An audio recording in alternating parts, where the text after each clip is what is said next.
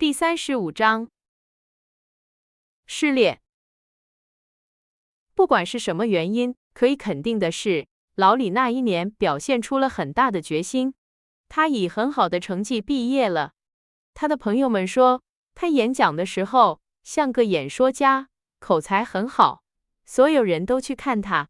他的祖父非常骄傲。马奇先生和马奇太太，约翰和梅格，乔和贝斯，大家都真心地为他高兴。这种真诚的赞赏，年轻的男孩子们不在意，但以后却很难得到，不管我们取得多少成就。我得留下来参加这该死的晚宴，但我明天早上会回家。你们会像以前一样来迎接我吗，姑娘们？老李在庆祝活动结束后，送姐妹们上车的时候问道。他说姑娘们，但实际上他只指的是乔，因为只有他还在保持着这个老习惯，因为他没有办法拒绝这个出色又成功的年轻人，所以他温柔地回答。我会去的，泰迪，不管下雨还是晴天，我会为你演奏一首欢迎你的歌。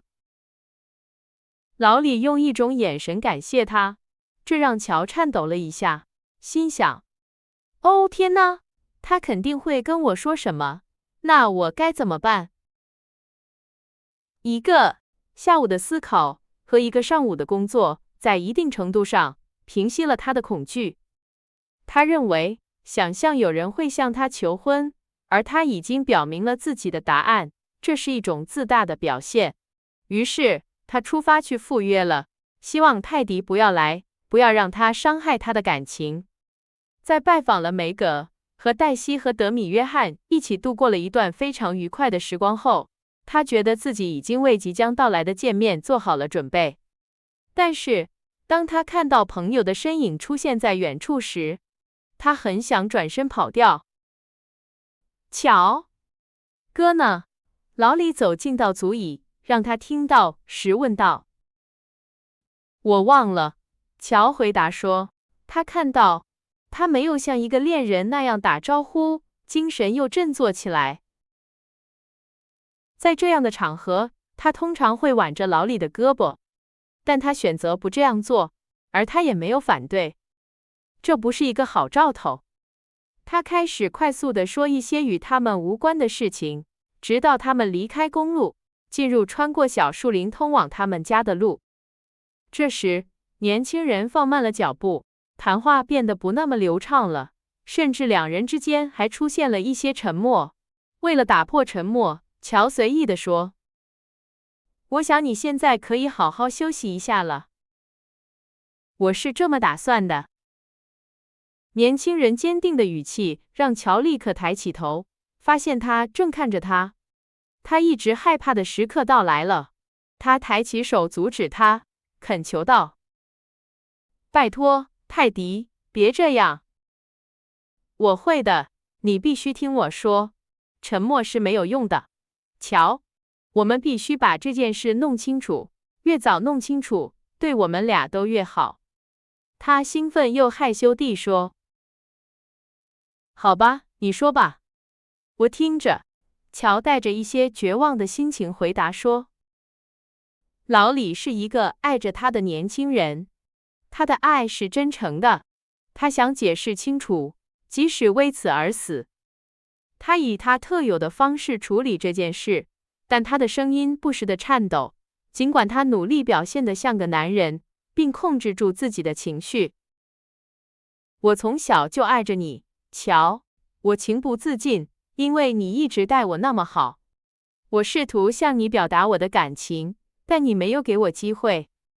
现在我想向你解释一切，我需要你给我一个答案，因为我不能再这样下去了。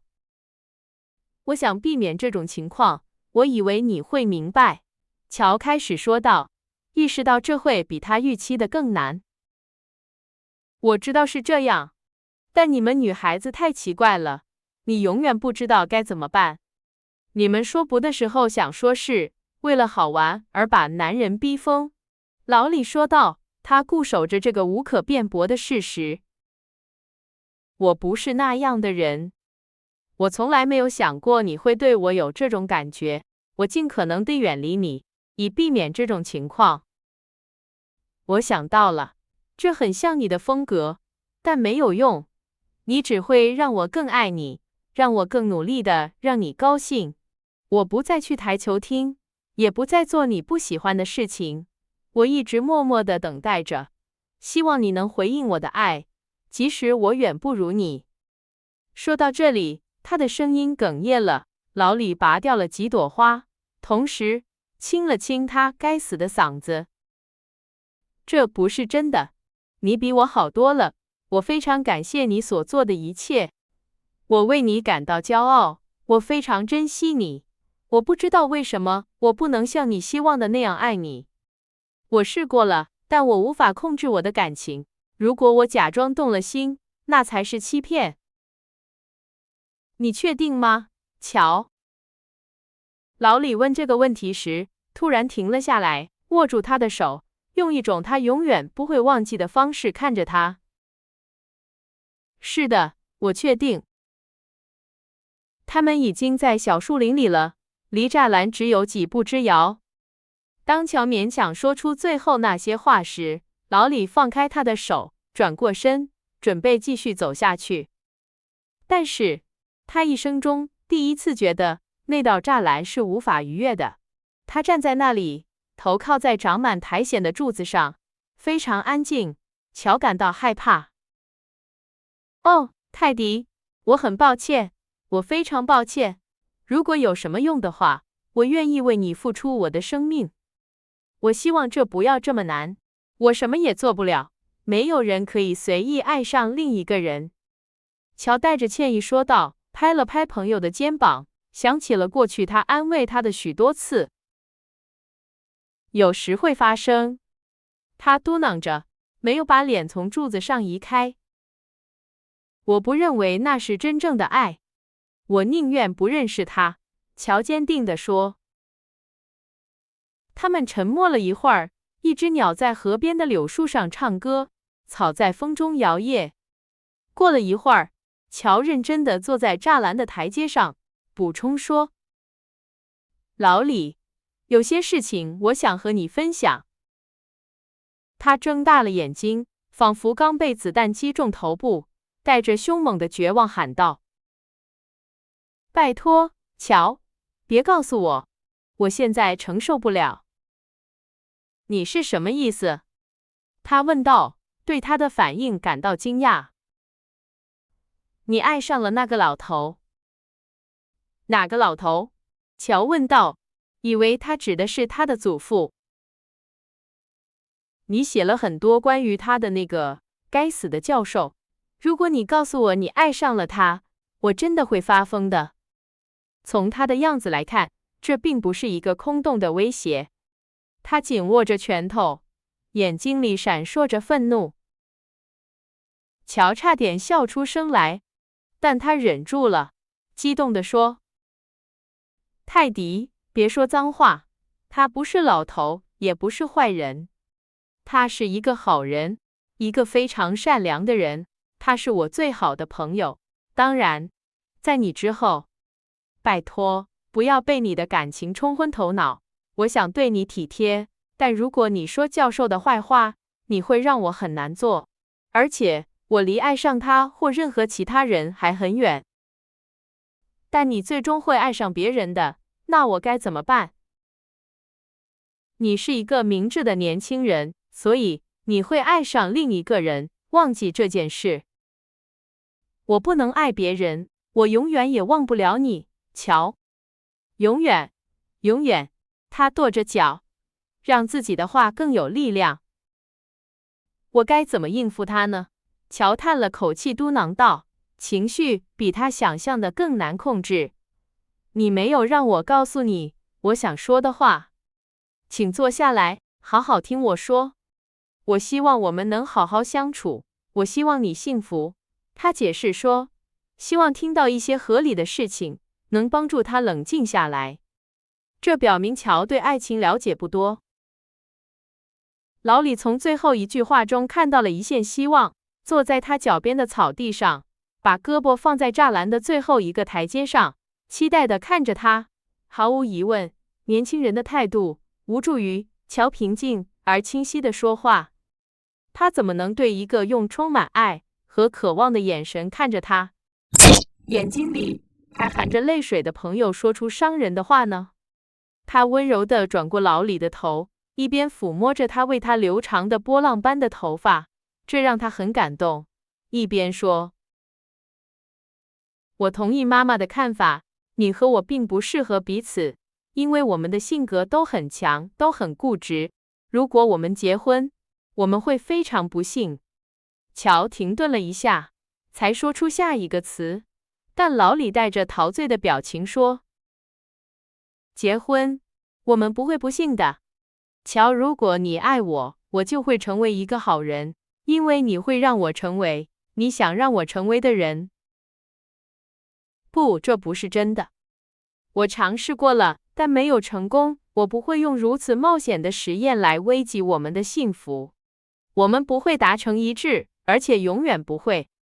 我们最好一辈子都是最好的朋友，不要做任何鲁莽的事情。我们应该尝试一下。老李嘟囔着，不肯让步。拜托，理智一点，用常识看问题。乔恳求道，几乎失去了耐心。我不想理智，也不想像你说的那样用常识看问题。那对我没有帮助，只会让一切变得更困难。我不敢相信你这么没有心。我希望我是这样。老李注意到乔的声音有点颤抖，他认为这是一个好兆头。他转过身，鼓起所有的说服力，用他听过的最危险地奉承的语气说：“别这样，亲爱的，每个人都希望它发生。我的祖父很高兴，你的家人也是，我不能没有你。答应我，每个人都会高兴。来吧，答应吧。”直到几个月后，乔才明白自己是从哪里获得力量，来坚持他不爱老李，而且永远不会爱他的决定。这段经历非常艰难，但他没有放弃，因为他知道，给年轻人希望，除了残酷之外，毫无用处。我不能给你一个真诚的事，所以我什么也不说。随着时间的推移，你会明白我是对的，你会感谢我的。他严肃地说。如果我那样做，就让我倒霉。老李回答说，猛地从草地上站起来，只是想到这一点就怒火中烧。你会的，乔坚持说，过一段时间，你会找到一个迷人而有教养的年轻女子，她会崇拜你，并且会出色地扮演你那栋房子里的女主人的角色。我做不到。我没有吸引力，笨拙、奇怪而且老了。你会为我感到羞耻，我们会整天吵架。你看，即使现在我们也无法达成一致。我对上流社会不感兴趣，但你感兴趣。你会讨厌我写作，但我不能没有它。我们会非常不快乐，以至于我们希望我们从未在一起过。一切都会很可怕。还有什么吗？老李问道。他很难耐心地听完这一连串的话。没什么了，除了说我不认为我会结婚。我这样很好，我珍惜我的自由，我不急于为了任何男人而失去它。我不相信，老李喊道。你现在是这么认为的，但总有一天你会注意到某人，你会疯狂地爱上他，并且会在必要时为他付出生命。我知道你会的，这就是你的方式，而我将不得不看到这一切，因为我会一直在你身边。说到这里，绝望的恋人把帽子扔到地上。如果不是他脸上的表情，这会显得很可笑。是的，如果真的有人让我爱上他，我会为他生，为他死。你必须努力克服他，乔喊道。他最终失去了耐心。我已经尽力了，但你拒绝讲道理，而且你坚持要我给你我无法给予的东西，这在我看来非常自私。我非常爱你，真的非常爱，但只是作为朋友，我永远不会嫁给你。你越早接受这一点，对我们俩都越好。他的话产生了很大的效果。老李看着他，好像不知道该如何反应，然后转过身，生气了，用绝望的语气说道：总有一天你会后悔的，乔。你要去哪里？他喊道，被年轻人的表情吓了一跳。去地狱，这是他的回答。乔看到他走向河边，心都碎了。但是，如果一个年轻人想结束自己的生命，他必须非常疯狂，或者是一个坏人，或者感到非常不幸。老李不是一个软弱的人，不会被第一次失败打倒。他没有计划跳入水中，而是怒气冲冲地走向他的船，把帽子和外套扔了进去，像个疯子一样划船，打破了他自己逆流而上的速度记录。乔长长地叹了一口气，当他意识到这个可怜的年轻人已经决定划船来发泄他心中的悲伤时，他放松了双手。这对你来说是个教训。虽然你回家时会感到非常痛苦和后悔，以至于我没有勇气见你，他对自己说。当他慢慢地走回家时，仿佛亲手埋葬了一段纯真的友谊，他想，现在我必须去和劳伦斯先生谈谈，让他对这个可怜的年轻人特别友善。我真希望他爱上了贝斯。也许，随着时间的推移，会发生这种情况。但我开始认为，我错误地判断了我妹妹的感情。天啊，女人怎么会喜欢被他们拒绝的恋人呢？我觉得这太可怕了。他确信没有人能比他自己更好地解决问题，于是他直接去了劳伦斯先生家，鼓起勇气告诉了他整个故事，但最终还是哭了起来，并痛苦地为自己的无情而悲叹。老人尽管感到震惊，但他并没有责备他。祖父很难理解一个年轻女子为什么不爱她心爱的老李，他希望他能改变主意，但他比乔更清楚，爱情是不能强迫的。他悲伤地摇了摇头，决定帮助年轻人，让他不要那么痛苦，因为这个年轻人对乔说的话，比他愿意承认的更让他不安。当老李回到家时，他非常疲惫，但相当平静。祖父像什么都不知道一样去迎接他，并在几个小时内成功地维持了这种假象。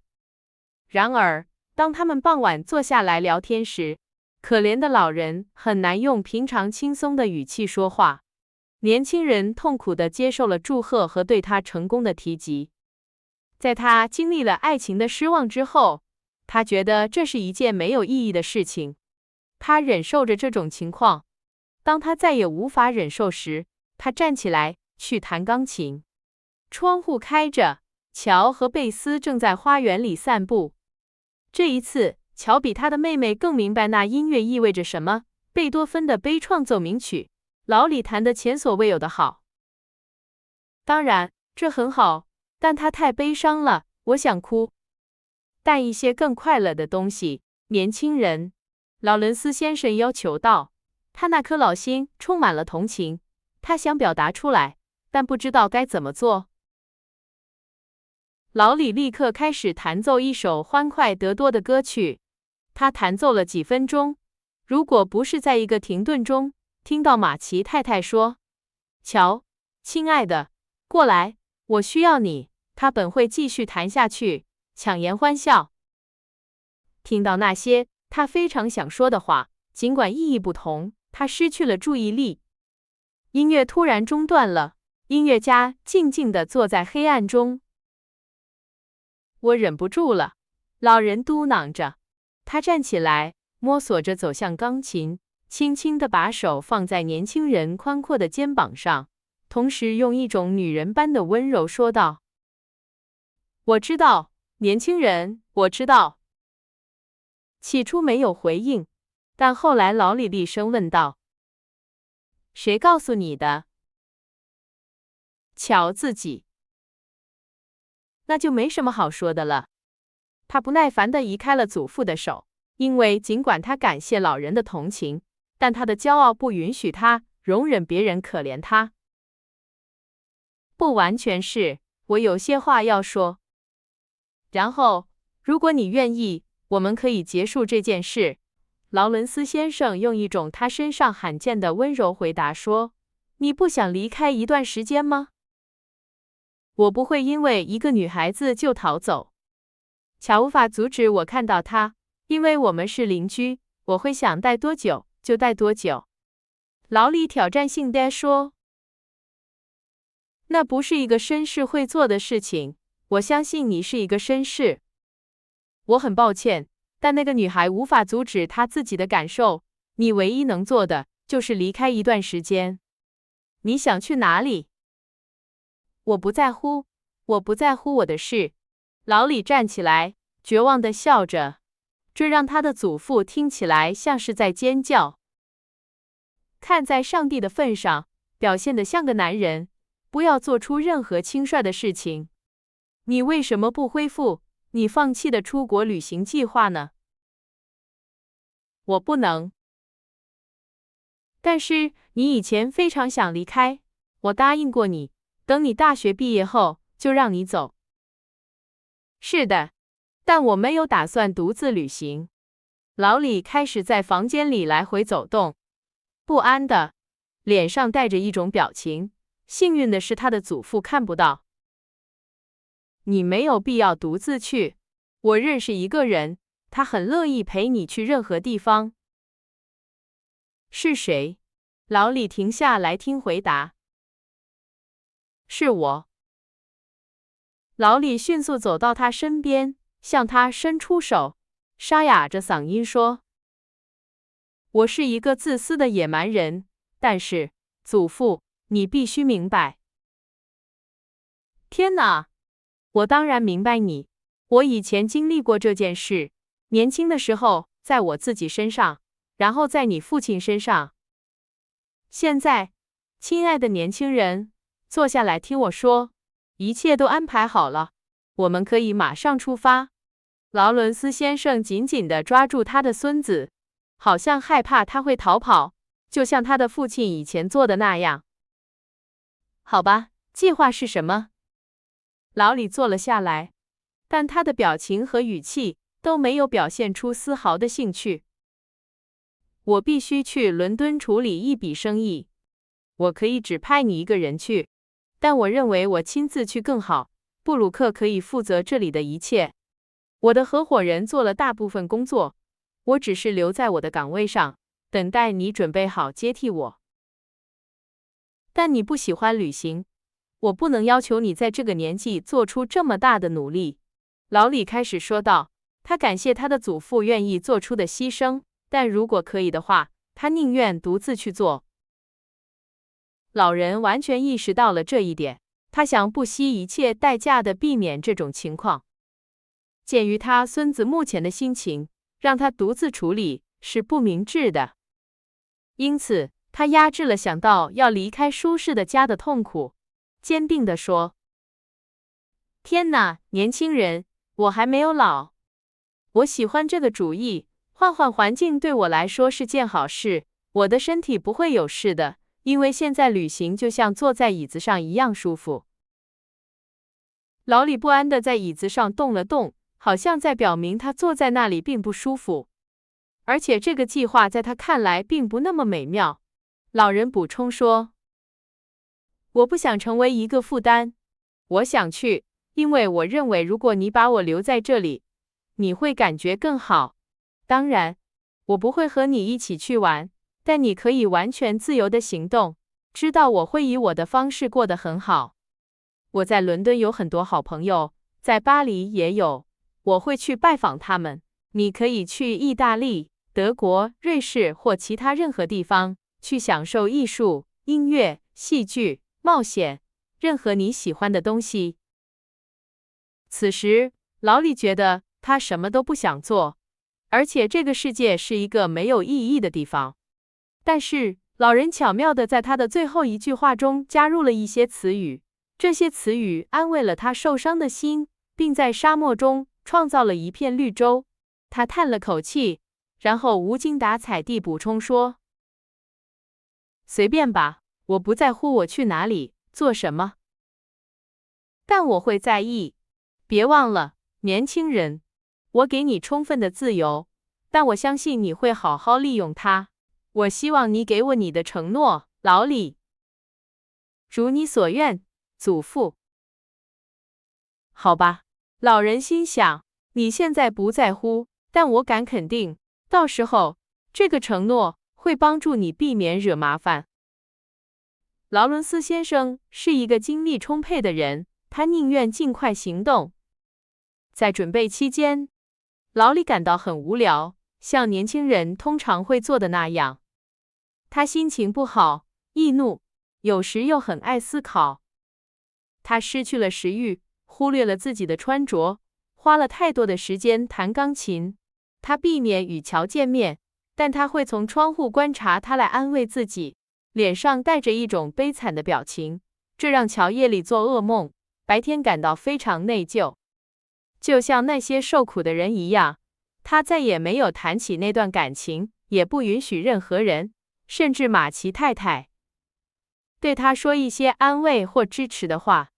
在某种程度上，这对他的朋友们来说是一种解脱，但是在他们离开前的几周里，他们都感到非常不舒服，并很高兴这个可怜的年轻人离开了去忘记，然后快乐地回家。当然，这个想法让他带着痛苦微笑，他觉得自己对他的忠诚和爱是不可改变的。当出发的时刻到来时，老李假装很高兴，以掩盖那些感情。然而，他所谓的快乐并没有说服任何人，尽管他们表现得好像没有注意到。他一直表现得很好，直到马奇太太亲吻了他，并用一种甜蜜而慈爱的耳语告别。老李激动了，匆忙地拥抱了所有人，包括汉娜。他非常难过。他跑下楼梯，好像他的生命危在旦夕。乔跟着他去告别，不知道他是否会回头。他回头了，看到他，又走了回来，拥抱了他，看着他，用一种语气问道：“乔，亲爱的，有可能吗？”泰迪，亲爱的，我希望如此。这就是全部了。经过短暂的沉默，老李恢复了过来，补充说：“好吧，别担心。”他什么也没说就走了。但他并不好，乔确实担心了，因为自从那天年轻人把头靠在他的肩膀上，问了那个可怕的问题几分钟后，他就觉得自己好像伤害了一个朋友。